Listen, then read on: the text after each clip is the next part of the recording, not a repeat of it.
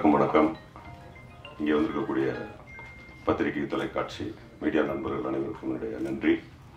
இதே இடத்துல நின்றுட்டு ஒரு கதறுன்னு நான் கன்னிமாடம் படம் போட்டுட்டு அதுக்கப்புறம் அந்த கன்னிமாடத்தை கரை சேர்த்து இன்னைக்கு இங்கே நிற்க வச்சது நீங்கள் தான். உங்களுக்கு முதல்ல என்னோட சிறந்தான நன்றிகள். அடுத்தது இப்போ சார் அவரோட வந்திருக்கேன். நிறைய பேர் படம் பார்த்துட்டு போகும்போது சொன்னீங்க அடுத்த படம் நிச்சயமா நல்ல படமா நீங்க கொடுக்கணும்னு சொல்லிட்டு ட்ரை பண்ணியிருக்கேன். நல்லா ஒர்க் அவுட் ஆயிருக்குன்னு நான் நினைக்கிறேன். நன்றி ரொம்ப எமோஷனலா சொல்ல வேண்டிய ஒரு டைம் இது. ஆனால் விஜய் சேதுபதி சார் பயங்கரமா திட்டுவார் என்ன, அதை சொல்லி முன்னாடியே. ஏன்னா நேற்று நடந்த சம்பவம் அந்த மாதிரி அப்படியே ஆர்டரா சொல்லிட்டு வந்துடுறேன். ஃபர்ஸ்ட் விஜய் சேதுபதி சார் கன்னிமாடம் பண்ணும்போது சாரை பார்க்க போயிருந்தேன். விக்னேஸ்வரன் சார் அவர் பேசிட்டு தான் அவங்க தள்ளி நின்னேன். அப்போ அந்த இடத்துல இருந்து விஜய் சேதுபதி சார் திரும்பி பார்த்தா நான் அங்கே நிற்கிறேன். தப்புன்னு ஓடி வந்தார். ஏன் இங்கே நிற்கிறீங்க அப்படின்னு உங்களை பார்க்க தான் வந்து அங்கே வர வேண்டியதானே என்னாரு. இல்லை நீங்கள் என்ன விஷயம்னு கேட்டால் மாதிரி கன்னிமாடம் ஒரு படம் பண்ணியிருக்கேன், ஆடியோ ரிலீஸ் நீங்கள் வரணும். அதுக்கு ஃப்ராக்ஷன் ஆஃப் செகண்ட் நான் வந்துடுறேன், நீங்கள் போங்க. என்ன டேட் இருக்கா, வந்துடுறேன். வந்தார். அவ்வளோ பிஸியாக இருந்தவர் எனக்கு மொத்தமே கொடுத்தது 3 செகண்ட் தான் டைம் கொடுத்தார். வாரி நீங்கள் போங்க, நீங்கள் போய் நிற்காதீங்க. அதாவது நான் நிற்கிறத கூட அவரால் அக்செப்ட் பண்ண முடியல. அப்புறம் இப்போ நீங்கள் சொன்னால் நம்ப மாட்டீங்க, நான் நேற்று நைட்டு தான் கூப்பிட்டேன். ஏன்னா 3 நிமிஷத்துல தான் வந்துடுறேங்கிறாரு. நடுவில் 24 மணி நேரம் டைம் இருக்கு. அதனால நேற்று தான் போய் கூப்பிட்டேன். கூப்பிட்டப்போ நான் போய் ஒரு மாதிரி ரொம்ப ஹெசிடேட்டாக உட்காந்துருந்தேன். என்னன்னு திரும்ப கேட்டாரு. இது மாதிரி ஆடியோ ரிலீஸ் வச்சிருக்கேன் சார். என்னைக்கு? நாளைக்கா? நாளைக்கு சார் அப்படின்னு. நான் ஒரு போஸ் வெங்கட் நானோ இல்லை இவரோ அவரோ யாருக்கிட்ட போய் நம்ம அப்படி சொன்னாலும் ஒரு நிமிஷம் அந்த மூளை என்ன சொல்லணும்னா, நீ என்ன பெரிய ஆளா, நாளைக்கு ஆடியோ ரிலீஸ் வச்சுட்டு என்ன கூப்பிடுறேன், உனக்கு என்ன திமுறான்னு வராத மனிதனே இருக்க மாட்டான். ஒரே ஒருத்தர் இருக்காம போல இருக்கு, பேர் விஜய் சேதுபதி. எனக்கு அதை சொல்லிட்டு வரேன்னு சொல்லிட்டு போறது கூட மேட்டர் இல்லை. மேக்கப் போட்டுட்டு இருக்காரு. அப்போ அந்த ஹேருக்கு ஒரு க்ளோஸ் பண்ணியிருப்பான், கை வெளியே எடுக்க முடியாது. அதை ரொம்ப கஷ்டப்பட்டு அந்த கையை வெளியே எடுத்து கொடுத்தாரு. அந்த கையில ஒரு பெரிய இறுக்கம் இருந்தது. நான் சாரி சார், அந்த சமயத்தை ரொம்ப அழுக வெளியே வந்து ஓடிட்டேன். நான் ஓடிட்டு திரும்ப போயிட்டு வரேன்னு சொல்ல வரும்போது அவர் தெரிஞ்சிருச்சு. அது இன்னொரு தடவை இறுக்கி கையை பிடிச்சி ஆன் டைம் இருப்பேன்னாரு. நான் இங்கே 9:25 வந்தேன், சார் 9 மணிக்கே வந்துட்டாரு. ஸோ விஜய் சேதுபதி சார் இனிமே நன்றி அந்த மாதிரிலாம் என்னால் சொல்ல முடியாது. அதுக்கு வேற ஏதாவது வார்த்தை இருந்ததுன்னா கண்டுபிடிச்சு நான் உங்களை சந்திச்சு சொல்றேன் சார். நிச்சயமா இல்லை சார். அடுத்தபடியா என்னுடைய அருமை சகோதரர் நட்டி அவர்கள். இப்போ இன்னைக்கு இருக்கிற பயங்கர குரோத்ல நட்டி சாருடைய வளர்ச்சி ரொம்ப ஆரோக்கியமான வளர்ச்சி. அதாவது நல்ல நடிகராக வளருவது, ரொம்ப பிரமாதமான நடிகனாக பிரமிப்பூட்டிகிட்டே இருக்கிறாரு. நான் கர்ணன் படம் பார்த்துட்டு 1.5 மணி நேரம் பேசினேன். யாராலையும் பண்ண முடியாது சார், என்ன சார் பாடி லாங்குவேஜ்னு சொல்லி அப்படி ஒரு நட்புல இருந்தோம். அவர்கிட்டையும் நான் நேற்று தான் போய் கேட்டேன், சார் ஆடியோ ரிலீஸ்க்கு வரணும்னு. அப்பாவை ஹாஸ்பிட்டலில் சேர்த்துருக்கேன் அப்படின்னாரு. நான் ஆஃப் ஆயிட்டேன். அதுக்காக வரலன்னு சொல்ல, ஆன் டைம் இருப்பேன். அவரும் 9 நிமிஷம் வந்துட்டாரு. அது இல்லாம அம்மா கிரியேஷன் சிவா சார், இவங்களெல்லாம் கூட அட்லீஸ்ட் ஒரு 8-9 மணிக்குள்ள கூப்பிட்டேன். அவர் நைட்டு 9:30 மணிக்கு தான் கூப்பிட்டேன். 9:30 கூப்பிட்டு சாரி சொன்னேன். எதுக்கு சாரி, நீ நல்ல விஷயத்துக்கு கூப்பிடுற, நல்ல விஷயத்துக்கு அடுத்த செகண்ட் நான் நிக்கணும்டான்னு சொல்லி இங்க நிற்கிற திரு அம்மா கிரியேஷன் சிவா அவர்களுக்கு என்னுடைய மனப்பூர்வமான நன்றி. இந்த சார் என்கின்ற தலைப்பு அவருடையது. அவர் இல்லையெனில் இங்கே சார் கிடையாது. நான் இதற்கு முன்பு வாபோசின்னு ஒரு தலைப்பு வச்சிருந்தேன். அந்த குடும்பத்தார் எதிர்ப்பு தெரிவிச்சாங்க. அவங்க கிட்ட போய் இந்த திரைப்படம் ரொம்ப நல்ல திரைப்படம், ஒரு ஆசிரியர் பற்றிய திரைப்படம், மாப்போசி என்ற அவருடைய பேருக்கு களங்கமில்லாத திரைப்படம் சொன்னப்போ அவங்க ஒத்துக்கல. அந்த சூழலில் நடுவில் இருந்து இதை பஞ்சாயத்து பண்ணி எனக்கு நடுநிலையா இருந்த நடிகர் சிவகுமார் சார் அவர்களுக்கு இந்த நேரத்தில் நான் நன்றியை தெரிவிச்சுக்கிறேன். அவர் தான் அந்த பஞ்சாயத்தை முடிச்சு வச்சாரு. அதுக்கப்புறம் இந்த சார்னு தலைப்பு கிடைச்சோன்னே அம்மா கிரியேஷன் சிவா சாருக்கு ஃபோன் பண்ணேன். என்ன பண்ணணும்னு கேட்டாரு. சார் பெரிய பெயினா இருக்கு, ஒரு பெரிய தலைப்பை கொண்டு 1 வருஷம் சேர்த்துட்டு மாற்றும் போது என்னால் என்ன பண்ண முடியும்னு தெரியல. எளிதான ஒரு தலைப்பா சார் கிடைச்சிருக்கு, ஆனால் அதை எடுக்க முடியாது. ஏன்னா அப்பதான் பிடி சார்லாம் வந்திருக்கு. உனக்கேண்டா நான் பண்ணித்தரேன்டான்னு சொல்லி கிட்டத்தட்ட ஒரு 3 மணி நேரத்திற்குள் எல்லார்கிட்டையும் என்ஓசி வாங்கி, நான் போகவே இல்லை, அவர் ஆஃபீஸ்லேருந்து ஒரு பையன் அனுப்பி யார்கிட்டையெல்லாம் சார் இருந்ததோ, எத்தனை பேர் வச்சிருந்தாங்கன்னு எனக்கு தெரியல, எல்லார்கிட்டையும் என்ஓசி வாங்கி 4 மணிக்கு எனக்கு ஃபோன் பண்ணாரு. தாய்ப்பா வாங்கிட்டு போ அப்படின்னாரு. ரொம்ப நன்றி சார். தனஞ்சயன் சார், இந்த திரைப்படத்தோட கிளிப்பிங்ஸ் மட்டுமே பார்த்துட்டு இந்த திரைப்படம் நல்ல திரைப்படம்னு இன்னைக்கு இண்டஸ்ட்ரி பேசிக்கிட்டு இருக்குன்னா அது காரணம் தனஞ்சயன் சார் தான். மவுத் டாக்னு சொல்லுவாங்கல்ல, உண்மையிலேயே இங்க ஓடிய அத்தனை திரைப்படங்களுடைய மவுத்தும் தனஞ்சயன் சார் தான். அவர் தான் முதலா படம் பார்ப்பாரு, அவர் தான் முதலா சொல்லுவாரு வெளியில. இப்ப தனஞ்சயன் சார் சொன்னா அந்த படம் நல்லா இருக்குங்கிறது இன்னைக்கு வரைக்கும் எழுதப்படாத விதி. அவர் தான் போய் ஒவ்வொரு இடத்துலயும் நல்ல படம்னு சொல்லி இன்னைக்கு இந்த இடத்துல வந்து நிக்கிறதுக்கான காரணம் தனஞ்சயன் சார். மிக்க நன்றி சார், வந்ததுக்கும் ரொம்ப நன்றி. அப்புறம் உங்க சீஃப் கெஸ்ட் சித்தார்த் வந்து நான் கூப்பிடல, ஆனா ப்ரிவியூக்கும் சரி எல்லாத்துக்கும் வந்து சித்தார்த் நிக்கிறாரு. ஆனா இதுக்கு பின்னாடி ஒரு கதை இருக்கு. இந்த படத்தினுடைய முதல் மியூசிக் டைரக்டர் சித்தார்த் தான். ஆமா, சித்தார்த்த போய் கதை சொன்னேன். கதை சொல்லிட்டு 2-3 டியூன்ஸ் கேட்டேன், எல்லாம் போட்டுட்டே இருந்தாரு. போட்டே இருந்தோடனே சித்தார்த் நான் ஒன்று பண்ணட்டா அப்படின்னா, என்ன உங்க இசை ரொம்ப நல்லா இருக்கு, நம்ம அடுத்த படம் பண்ணுவோம் அப்படின்னு. குழந்தை அண்ணா நல்லா பண்ணிக்கங்கண்ணே, தாராளமா பண்ணுங்கண்ணே, ஆனா அந்த படம் பெருசா வரும்ண்ணே அப்படின்னாரு. அப்படிப்பட்ட ஒரு ப்ரிவியூல பார்த்தா ஃபர்ஸ்ட்ல நிற்கிறாரு. நான் கூப்பிடல, ஆடியோ ரிலீஸ்ல நான் கூப்பிடல. எப்படி அந்த மனசு இருக்கும்னு இடத்துல குழந்தை மாதிரி இருக்காருன்னு நினைச்சேன். குழந்தை மனசோடய இன்னும் இருக்கிற சித்தார்த் அவர்களுக்கு என்னுடைய நன்றி இந்த நேரத்தில் தெரிவிச்சுக்கிறேன். அதே மாதிரி விவேகா சார் வந்து இந்த திரைப்படத்துல எல்லா பாடலும் எழுதியிருக்கிறாரு. என்னுடைய முதல் படத்துலையும் அவர் தான் எழுதினாரு. இடையில வந்து அவர் பிஸியா இருக்கிற போது 2 பாட்டு எழுதணும், அதை நானே எழுதிட்டேன் வேற வழி இல்லாம. இப்ப இந்த முறை நான் எழுதி திட்டுவாங்க, நான் விரும்பல. அப்ப 2 பாடல் பேலன்ஸ் இருந்தது. பர்டிகுலரா படிச்சுக்கிறோம் பாடலை வந்து 2-3 பேர் எழுதினாங்க. அது எதுவுமே எனக்கு பிடிக்கல. அப்புறம் கடைசியா எனக்கு அருண்ராஜ் காமராஜா என்னோட அருமை சகோதரர் அவர் எழுதி கொடுத்தாரு. அந்த பாடல் பிரமாதமா இருந்துச்சு. பட் இருந்தாலும் கூட நான் அருண்ராஜ் வந்து பயங்கர பிஸியா இருந்தார், அதுல நிறைய கரெக்ஷன் பண்ண வேண்டியிருந்தது, என்னால பண்ண முடியல. அப்போ பினான்சியலாவும் ரொம்ப டைட்டா இருந்தது. அப்போ நான் போய் விவேகா சார்ட்ட சொன்னேன், இந்த மாதிரி சார் அந்த பாடல் எழுதி கொடுக்கணும் அப்படின்னு. ஹம்மிங் போட்டோடனே அண்ணா இதை படிச்சுக்கிறோம்னு ஆரம்பிப்போம்னே அப்படின்னாரு. அப்படின்னு பட்டுன்னு அடிச்சது, செமையா இருக்கே அப்படின்னு சொல்லிட்டு நீங்க பார்த்து அந்த படிச்சுக்கிறோங்கிற சாங்கை காலையில சொன்னேன், சாயந்தரம் அனுப்பிச்சு விட்டாரு. அப்புறம் ரெக்கார்ட் பண்ணி ஷூட் பண்ணதுதான் அந்த பாடல்.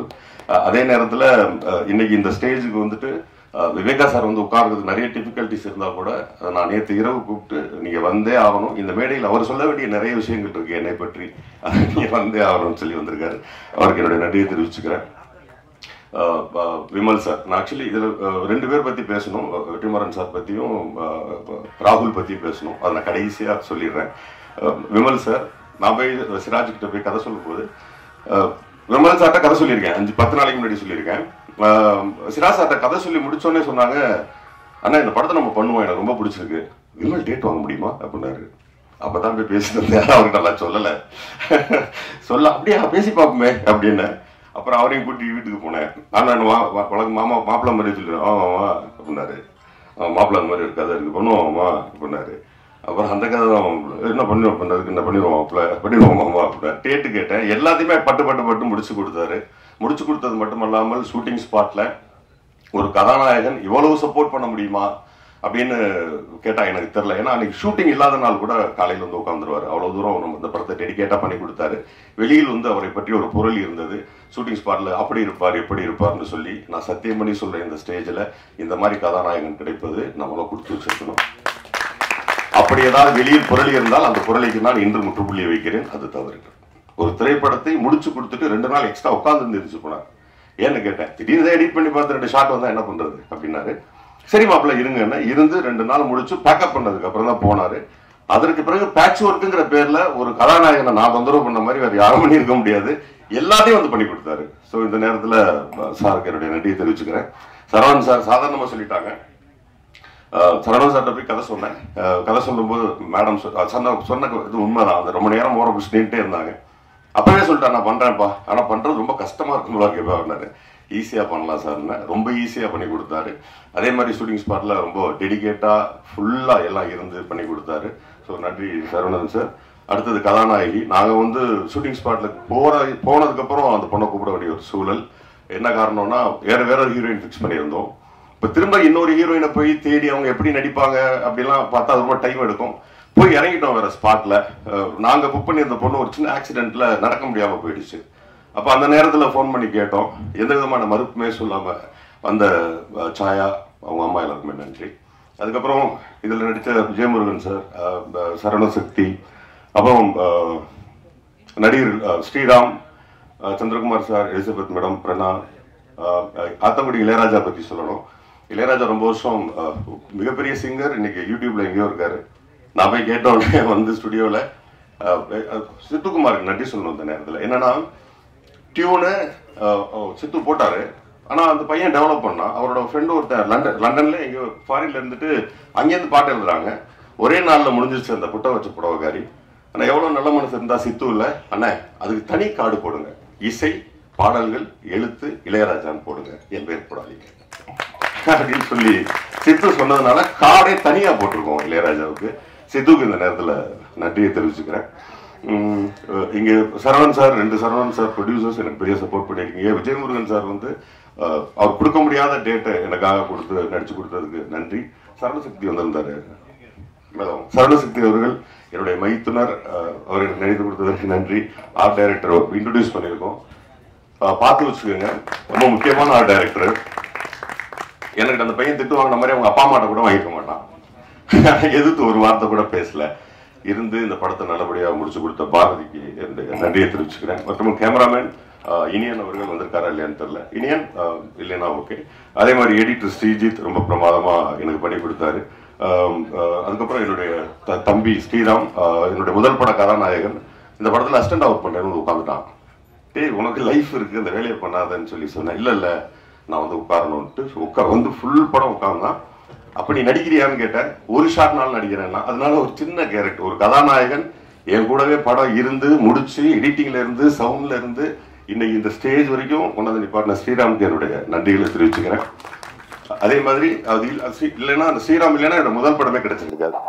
நீங்க எல்லாரும் அவரோட எதிர்பார்த்து கொண்டிருக்கக்கூடிய இயக்குனர், புரட்சி இயக்குனர், என்னுடைய குரு திரு வெற்றிமாறன் அவர்களை வருக வருக வருக நல்ல பலத்த கரகோஷத்தோடு வருக வருக என்று வரவேற்கிறேன்.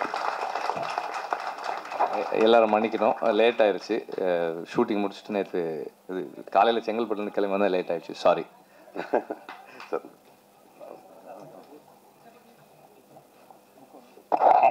வேற யார் பேரும் விட்டுருந்தா மன்னிச்சுக்கோங்க. அடுத்து நான் குறிப்பா நான் சொல்ல வேண்டிய இடத்துக்கு நான் வந்துட்டேன்னு நினைக்கிறேன். சித்துக்குமார் மியூசிக் டைரக்டர், இந்த இந்த விழாவினுடைய கதாநாயகன். எழுதி வச்சுக்கோங்க, அடுத்த 15 வருடங்களுக்கு தமிழ் சினிமாவை ஆட்டி வைக்க போற ஒரு மிகப்பெரிய மியூசிக் டைரக்டர். அப்டேட்டட் யங், ரொம்ப அப்டேட்டட் யங். ஆனா நிறைய இளையராஜா சாரும், இன்னும் சொல்ல போனா எம்எஸ் விஸ்வநாதன் சாரும் மிக்ஸ்டா இருக்கக்கூடிய ஒரு பையன். கையில ஃபுல்லா ஏஆர் ரஹ்மான், டோட்டலா வேறையா இருக்கான். எனக்கு வந்து கொஞ்ச நேரம், நம்ம 90s கிட்ஸ் இல்லையா, எனக்கு கொஞ்ச நேரம் அந்த இசையை பிடிப்பதற்கு கொஞ்சம் சிரமமா இருந்தது. அப்புறம் ஒரு வழியா தேடி அடிச்சு பிடிச்சி தான் இந்த இசையை கொண்டு வந்தோம். மிகப்பெரிய இசையமைப்பாளர், வாழ்த்துக்கள். இந்த திரைப்படம் இசையமைப்புக்கு உங்களுக்கு பெரிய பேர் கொடுக்கும். எனக்காக ஒர்க் பண்ணதுக்கு ரொம்ப நன்றி. அடுத்து நான் என் பாயிண்ட்டுக்கு வந்துடுறேன். அடுத்தது இந்த படம் எல்லாம் முடிச்சுட்டு ரிலீஸ்ன்னு வந்துருச்சு. ரிலீஸ்ன்னு வரும்பொழுது என்னுடைய அருமை சகோதரர் ரோமியோ பிக்சர்ஸ் ராகுல் அவர்களுக்கு படம் காமிச்சோம். படம் காமித்த உடனே அவர் சொன்னாரு, எக்ஸ்கியூஸ் மீ, பேசலாமா? ரெடி, உங்களுக்குள்ள பேசிக்கங்க ப்ளீஸ். அப்போ ராகுல் சார் வந்து படம் பார்த்துட்டு வெளியே வந்தாங்க. வெளியே வந்துட்டு ஒரு வந்து கட்டி பிடிச்சிட்டு என்ன பேசவே விடல, அவரே தான் பேசினாரு.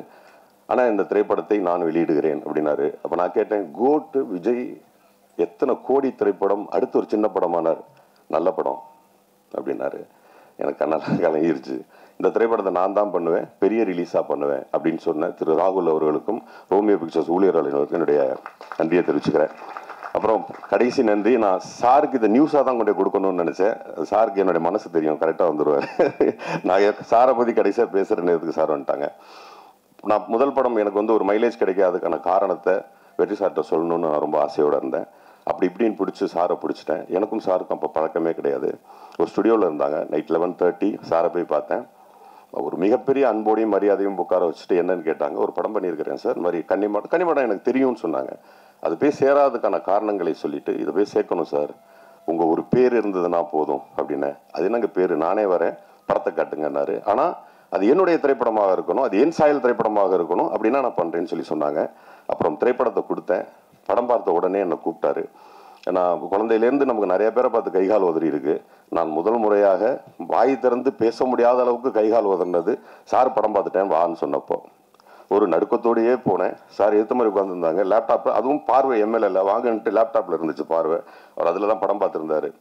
இப்போது சார் என்ன சொல்லணும்னு நினச்சாரு அப்படின்னு நான் ஏன் மைண்ட் வாய்ஸ் என்னன்னா, வாங்க போஸ் நீங்கள் நல்ல ஆக்டர் நடிச்சுட்டு போயிருக்கலாமே, எதுக்கு உங்களுக்கு இந்த டைரக்ஷன்லாம், சத்தியமாக இதை எதிர்பார்த்தேன்.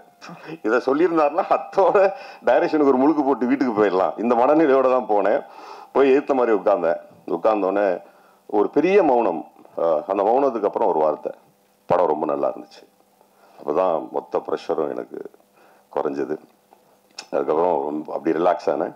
அப்புறம் இந்த திரைப்படத்தில் இருக்கக்கூடிய நூக்கன் கார்னர் சொன்னார். சொல்லுவாங்க ஜோசியக்காரர் பின்னாடி நடக்க போகிற விஷயத்தெல்லாம் சொல்லுவாங்கன்னு சொல்கிற மாதிரி இந்த திரைப்படத்தில் எந்தெந்த காட்சிகள் நீ வெளியே எடுத்திருக்கேங்கிறதே என்கிட்ட கேட்டார். ரொம்ப ஆச்சரியமாக இருந்தது. இந்த காட்சி இருக்குன்னு இது எங்கே செகண்ட் ஹாஃபில், ஏன் செகண்ட் ஹாஃபில் வச்சுருங்க, ஃப்ரண்டில் வச்சுருங்க அப்படின்னு சொல்லி சொன்னாங்க. நீங்கள் பார்த்தீங்கல்ல 2D, அந்த 2D வந்து படத்துடைய முதல் பகுதியாக வச்சுருந்தேன்.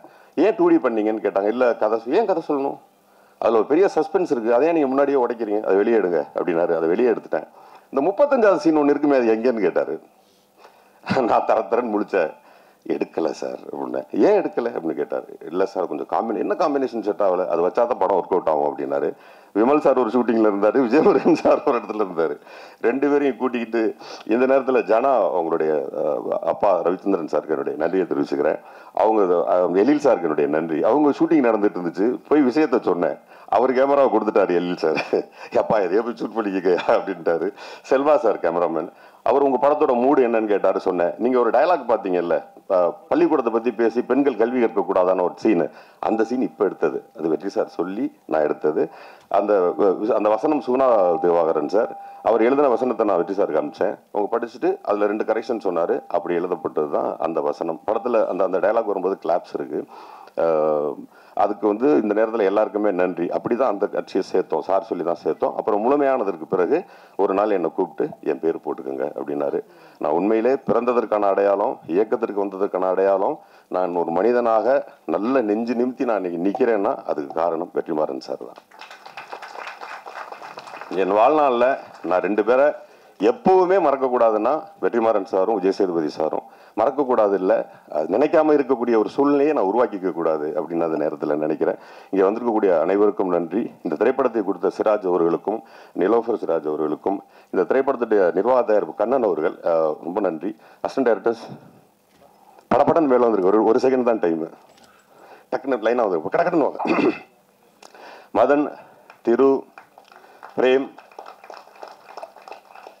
யாரா ஒரு தர சொல்லு, அன்பு, சிபி, தர்மா, விக்டர், இவங்க தான் இந்த திரைப்படத்தை இங்கே ஸ்டேஜ் வரைக்கும் கொண்டு வந்து நிப்பாட்டினது. உங்களோட கரகோஷங்களோடு நன்றி. யார் பேரும் விட்டு போயிருந்தா என்ன மன்னிச்சுக்கோங்க, அது பர்பஸாக பண்ணப்பட்டதாக இருக்காது. மிக்க நன்றி, மிக்க நன்றி. தேங்க்யூ.